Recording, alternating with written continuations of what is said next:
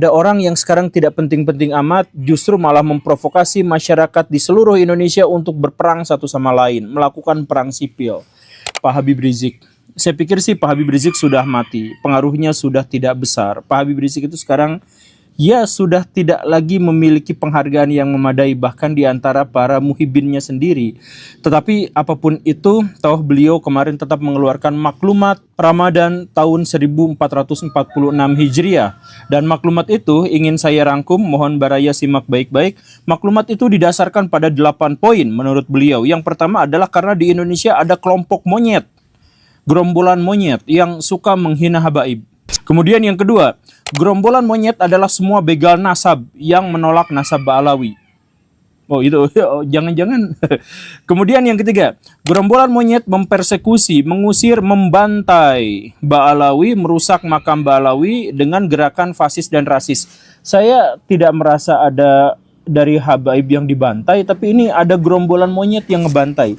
Dan kemudian yang keempat, gerombolan monyet itu menantang para habaib dalam keberadaannya dalam sejarah. Jadi dalam sejarah seharusnya tidak ada gitu ya. Kemudian gerombolan monyet itu bikin organisasi yang memecah belah dan menghancurkan habaib. Kemudian gerombolan monyet itu sudah dilaporkan tapi tidak ditanggapi polisi karena polisi di briefing untuk tidak membahas atau tidak menindaklanjuti laporan-laporan dari habaib. Dan kemudian nomor 7, gerombolan monyet itu tidak tersentuh hukum dan mereka bahkan berani menghina orang-orang Ba'alawi. Kemudian yang ke-8, gerombolan monyet-monyet itu menciptakan kegaduhan dan mengadu domba. Dan karena itu, kata Pak Habib Rizik, dengan ini saya menyerukan kepada Robitoh Alawiyah dan Al-Khairat untuk mengambil tindakan hukum pada gerombolan monyet. Kemudian kepada seluruh habaib di seluruh Indonesia yang duduk di eksekutif, yudikatif, dan legislatif. Nah, untuk segera melawan gerombolan monyet itu. Oke. Kemudian menyerukan, nah ini harus digarisbawahi. Menyerukan kepada Pak Prabowo Subianto untuk segera melakukan operasi pembersihan kepada gerombolan monyet itu. Kemudian kepada seluruh laskar Indonesia harus ganyang gerombolan Neo PKI. Kemudian yang kelima, ke seluruh umat muslim di seluruh Indonesia, bersatulah menjaga NKRI Pancasila dari gerombolan Neo PKI. Nah, kemudian di akhir dari maklumat yang lumayan bombastis itu, Pak Habib Rizik meminta kepada seluruh rakyat, kepada seluruh pengikutnya untuk siap perang. Ya, tapi di luar itu semua, saya justru malah menggarisbawahi hal yang saya katakan di awal, bahwa Pak Habib Rizik nampaknya sudah tidak lagi memiliki kekuatan, tidak memiliki power yang memadai untuk bisa menggerakkan massa. Hal itu terlihat dari apa? Dari pernyataan Pak Habib Rizik sendiri yang pertama mengatakan bahwa ketika beliau menyampaikan laporan kepada polisi, polisi ada briefing untuk mengabaikan laporannya.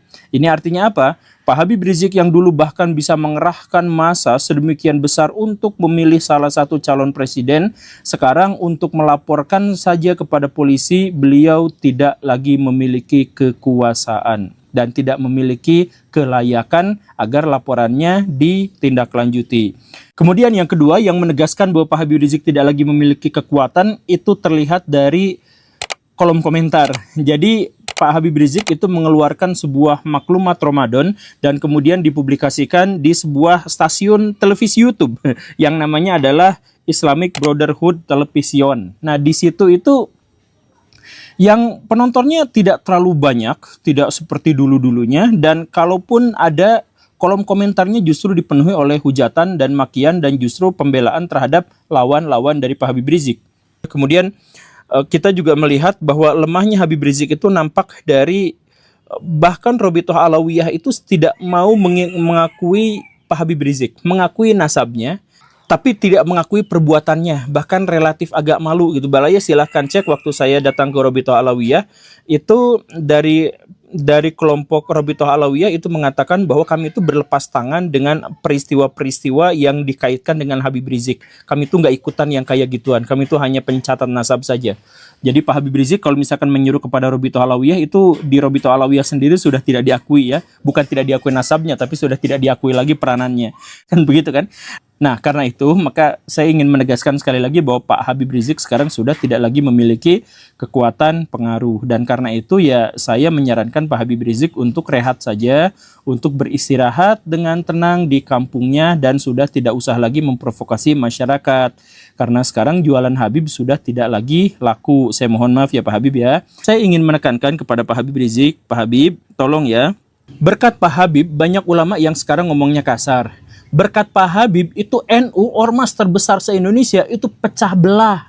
Berkat Pak Habib Rizik itu Indonesia pecah belah pas pemilu yang kemarin itu. Kemudian berkat Pak Habib itu sekarang Indonesia itu nggak tenang.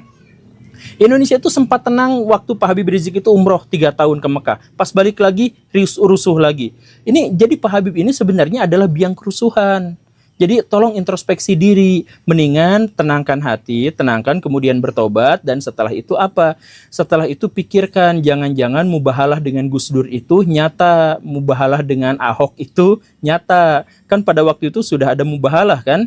Nah, Gus Dur dalam situasi baik-baik saja meninggalnya, sedangkan Pak Ahok juga ya sampai sejauh ini baik-baik saja, bahkan dukungannya menjadi semakin besar. Nah, Pak Habib Rizik semakin kesini semakin tenggelam, bahkan pesantrennya yang pakai tanah dari rakyat itu juga kan sekarang mau digusur. Dengan begitu banyaknya tanda-tanda, seharusnya itu dipahami sebagai teguran dari Allah Subhanahu wa taala agar Pak Habib Rizik itu bertaubat. Tapi daripada bertobat kok malah terus-terusan memprovokasi orang untuk berperang. Kalau ini ada laporannya ini sudah pasti langsung delik pidana. Cuman kayaknya orang juga udah nggak peduli lagi dengan pernyataan ini. Ya sudah diabaikan saja, sudah panas. Terima kasih karena sudah menyimak. Saya Guru Gembul. Assalamualaikum warahmatullahi wabarakatuh.